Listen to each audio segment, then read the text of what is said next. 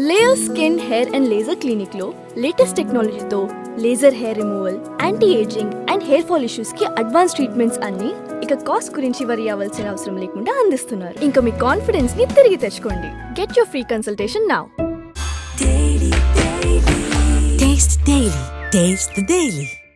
కల్తీ నెయ్యి కేసులోకి ED entry. వివరాల్లోకి వెళ్ళినట్లయితే ఏదో అంటారు కదా, మూలిగే నక్క మీద తాటిగా పెడతామంటే ఎలా ఉంటుందంటే, సాధారణంగా అదే మూలిగే నక్క అంటే మామూలుగా ఒంట్లో బాగాక ఉసురమంట ఉన్న టైంలో తాటిగా పడింది అనుకోండి చెట్టుపై నుంచి, ఇంకా అది ఎలా ఉంటుంది, సచ్చుద్ది. ఆ టైప్లోనే ఇక్కడ పరిస్థితి ఎలాగుంది అంటే, ఓ పక్కన ఈ కల్తీ నెయ్యికి సంబంధించి ఏదైతే వీళ్ళు ప్రెస్ మీట్లు పెట్టి నిన్న మాట్లాడారో, జరగలేదు, నీకు కల్తీ నెయ్యి జరగలేదు అని చెప్పేసి అన్న తర్వాత మొత్తం సిట్ ఏదైతే ప్రభుత్వానికి నివేదిక సమర్పించిందో, ఇక ఆ తర్వాత నోళ్ళన్నీ మూతపడిపోయినాయి.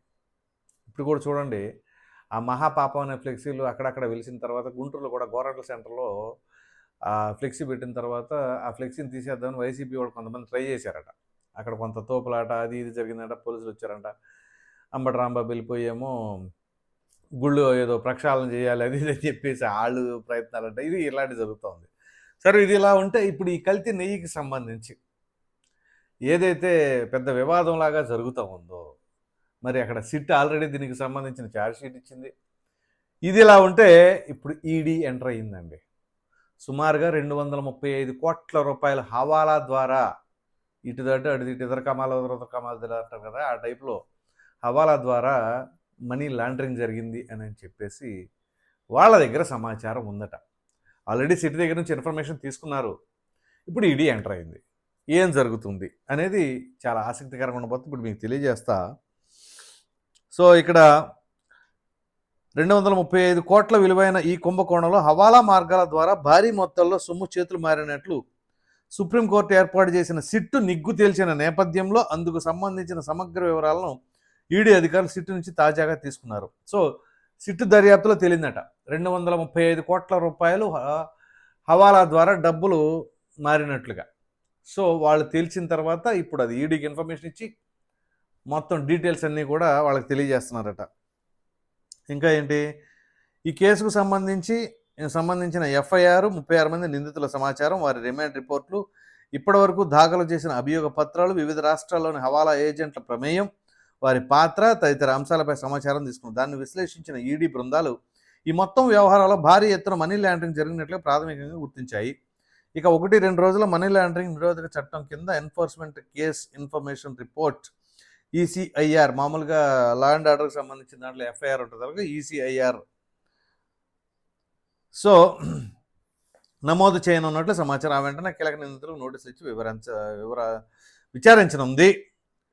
ఇక్కడ చూడండి, దీని తర్వాత ఇంకా ఉంది ఇన్ఫర్మేషన్ చెప్తాను మీకు. వీళ్ళు 235 కోట్ల రూపాయలని మనీ లాండరింగ్ ద్వారా ఇటు అటు మొత్తం హవాలా ద్వారా జరిపించారు అని చెప్పేసి సిట్ దర్యాప్తులో తెలియని తర్వాత ఇప్పుడు ఈడీకి ఆ సమాచారం ఇచ్చిన తర్వాత ఇప్పుడు ఈడీ ఎంటర్ అయింది. సో ఇది ఆషామాషీగా అయిపోయే వ్యవహారం కాదు, చాలా డీప్గా ఇన్వెస్టిగేషన్ జరుగుతూ ఉంది. పెద్ద పెద్ద నాయకులు కూడా ఇప్పుడు ఏదో చిన్నప్పన్న అనే వ్యక్తి నిబంధనలు మార్చేసాడు, దానివలన ఆ డైరీ వాళ్ళతో బోలేబాబా డైరీ డైరీ వాళ్ళతో కూర్చొని ముచ్చటించి టిప్పులు తీసుకున్నారని అంటే ఏమన్నా ఆషామాషి వ్యవహారం కాదు ఇది. ఇంకా చూద్దాం. 2019-24 మధ్యలో 68,17,000 కిలోల కల్తీ నెయ్యి తయారీకి అందులో 59.75 లక్షల కిలోలను అగ్మార్క్ స్పెషల్ గ్రేడ్ ఆవు నెయ్యి ముసుగులో తమ సంస్థతో పాటు వైష్ణవి, ఏఆర్ మాల్ గంగా డైరీల ద్వారా టీటీడీకు సరఫరా చేసిన భోలేబాబా డైరెక్టర్లు కొమిల్ జైన్, విపిన్ జైన్ ఈ అక్రమ కార్యకలాపాల కోసం విజయవాడ, చెన్నై, హైదరాబాద్, గుజరాత్, ఢిల్లీ, గ్వాలియర్ తదితర ప్రాంతాల్లో పలువురు హవాలా ఏజెంట్ల ద్వారా డబ్బుల చెల్లింపులు. ఇక్కడ అక్కడ కాదు, ఇది మామూలు ఇన్వెస్టిగేషన్ కాదు. కొన్ని రాష్ట్రాలు సైతం కుదిపింది, కొన్ని రాష్ట్రాలని. ఎక్కడెక్కడ? విజయవాడ, చెన్నై, హైదరాబాద్, గుజరాత్, ఢిల్లీ, గ్వాలియర్ అట. ఆ తర్వాత ఏజెంట్ల ద్వారా డబ్బులు చెల్లింపులు, సొత్తు రూటింగ్ చేసినట్లు సిట్ దర్యాప్తులో తేలడంతో హవాలా ద్వారా ఎంత మొత్తం చెల్లించారు, సిట్ దర్యాప్తులో తేల్చినది కాకుండా ఇంకా ఎవరైనా హవాలాలో చెల్లించారా, నాటి పాలక మండలి పెద్దలు, ఉన్నతాధికారులు ఏమైనా సొత్తు అందిందా అనేది ఈడీ దర్యాప్తులో బట్టబయలయ్యే అవకాశం ఉంది. టీటీడీ నెయ్యి సరఫరా చేసే టెండర్ లభించేలా చేసినందుకు నాటి పాలక మండలి వైవి సుబ్బారెడ్డి, చిన్న అప్పన్న, ప్రీమియర్ అగ్రిఫుడ్స్ 50 లక్షలు చెల్లించడం, ఇదంతా పాత న్యూసే. అంటే 50 లక్షలు చెల్లించడం ఇదంతా కూడా మనకు తెలిసిన విషయమే. అయితే ఇప్పుడు మామూలుగా మనకి ఇప్పుడు సినిమాల్లో సీక్వెల్స్ లాగా ఈ ఛార్జ్ షీట్లో సీక్వెల్ ఉంటుందేమో, సెకండ్ ఛార్జ్ షీట్ ఏమైనా ఉంటుందేమో కదా. మొదట ఇప్పుడు సప్లిమెంటరీ ఛార్జ్ షీట్ అంటున్నారు. ఇప్పుడు ఏంటి అంటే ఈ ఛార్జ్ షీట్లో వాళ్ళు నమోదు చేసిన దాని ప్రకారంగా అధికారులకు సంబంధించిన పేర్లు మాత్రమే ఉన్నాయి. మరి పాలక మండలి కావచ్చు, మరి కొంతమంది ప్రముఖ నాయకులు కావచ్చు, లేకపోతే రాజకీయ ఒత్తిడులు ఎవరైతే చేయగలరో, ఆ ప్రభావం చూపించగలరో వాళ్ళ పేర్లు కావచ్చు, ఆ పేర్లన్నీ మిస్ అయినాయి.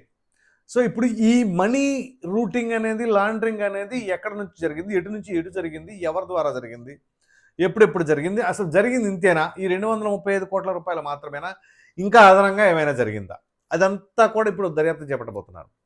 చేపట్టిన తర్వాత దీనికి సంబంధించిన దాంట్లో ఎవరెవరి ప్రమేయం ఎంతవరకు ఉంది. ఎందుకంటే ఇన్ని రాష్ట్రాల్లో నెట్వర్క్ ఉండవంటే ఆషమాషి వ్యవహారం కాదు. ఎక్కడ విజయవాడ, ఎక్కడ గుజరాత్, ఎక్కడ గ్వాలియర్, ఎక్కడ చెన్నై, హైదరాబాద్, ఇలా సంబంధం లేని ప్రాంతాల్లో ఈ రకంగా ఇంత నెట్వర్క్లో ఉండి హవాలాలు నడిపించారు అంటే ఇది ఆషామాష వ్యవహారం కాదు.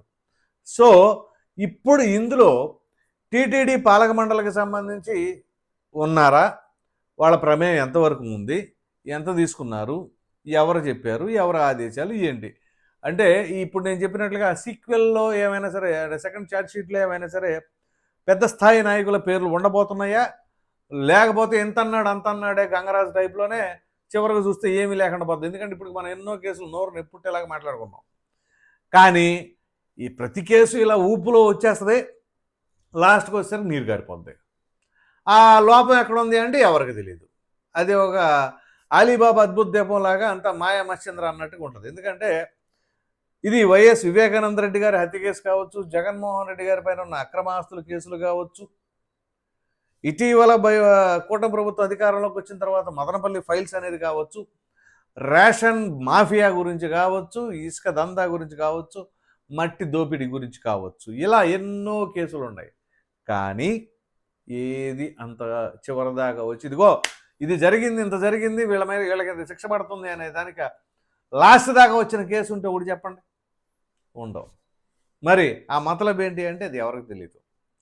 సో అట్లాగే ఇప్పుడు ఈడీ ఎంటర్ అయింది కాబట్టి పోనీ ప్రజలు ఏమైనా సరే ఖచ్చితంగా దీనికి సంబంధించిన దాంట్లో నీకు తెలుస్తారని భావిస్తున్నారా? అలాగే అనుకుంటే మరి జగన్మోహన్ రెడ్డి గారి పైన కూడా 9 ఈడీ కేసులు ఉన్నాయిగా, 11 సిబిఐ కేసులు. సరే సిబిఐ విషయం పక్కన పెట్టేసేయండి, మరి 9 ఈడీ కేసులు ఉన్నాయిగా, అదేమైంది? అందుకనే ఇక్కడ ఎంత మనం కోరుకోవడం కాదు కానీ అంత భగవంతుడికి తెలియాలి ఇప్పుడు అవుద్ది ఏంటి అనేది. కానీ ఇక్కడ చాలా బలంగా సిట్టు చేయటం కావచ్చు దర్యాప్తు, ఆ తర్వాత ఈడీ ఎంటర్ అవటం కావచ్చు, ఇది ప్రజలు అర్థం చేసుకుంటే చాలు. ముందు న్యాయస్థానాల పరంగా ఎంతవరకు శిక్ష పడుతుంది ఏంటి అనేది తర్వాత తెలిస్తే ముందుగా భగవంతుడు ఆయన చూసుకుంటాడు, అది వేరే విషయం. కానీ ప్రజలు గుర్తించాలి. ఎందుకంటే మన ప్రజాస్వామ్యం కదా. ప్రజాస్వామ్యంలో ఏంటి అంటే ఖచ్చితంగా ప్రజలు దీన్ని అండర్లైన్ చేసుకుని గుర్తుపెట్టుకున్నారు అనుకోండి, ఆ శిక్షలు పడతాయా పడకపోతాయా రాజకీయపరమైన అంశాలు అది వేరే విషయం. కానీ ఇక్కడ అన్నీ కూడా ఎస్టాబ్లిష్ అవుతున్నాయి కదా విత్ ప్రూఫ్స్. కాబట్టి ఇది ఖచ్చితంగా ప్రజలు అండర్లైన్ చేసుకుని అర్థం చేసుకుంటే బాగుంటుంది. ఎందుకంటే ఇది భక్తుల మనోభావాలకు సంబంధించి వేరే ఈసుకోమట్టు అనుకుంటే పోనీలే ఏదో తవ్వుకున్నారులే, ఎవరు తవ్వుకోవట్లేదు, వాళ్ళు కొద్దిగా ఎక్కువ తవ్వారు, వీళ్ళు కొంచెం తక్కువ తవ్వారు అని సర్దుకోవడానికి కాదు. ఇది ఎంతో మహాప్రసాదం. స్వామివారికి భక్తిని మనం ఆస్వాదిస్తూ ఆయనకి మన వినతులు సమర్పించుకుంటూ మన మొక్కులు కూడా అలాగే తీర్చుకుంటూ అక్కడికి ఎంతో భక్తి శ్రద్ధలతో వెళ్ళేది అది యాత్ర. అటువంటి తిరుమల స్వామివారి దేవస్థానం దగ్గర ప్రసాదాన్ని మనం ఎంత పవిత్రంగా భావించే ప్రసాదాన్ని సైతం ఈ రకంగా అడల్ట్రేషన్కి గురి చేశారంటే ఇంతకంటే మహాపాపం ఉండదు. మరి ఈడీ ఎంటర్ అయింది కాబట్టి దీనికి తర్వాత ఏ విధంగా జరగబోతుంది, మరి ఖచ్చితంగా దీనికి ఎవరెవరైతే బాధ్యులుగా ఉన్నారో వాళ్ళందరూ శిక్ష అనుభవిస్తారా లేదా అని మీ అభిప్రాయాన్ని అయితే కామెంట్ రూపంలో ఖచ్చితంగా తెలియజేయండి. Thank you.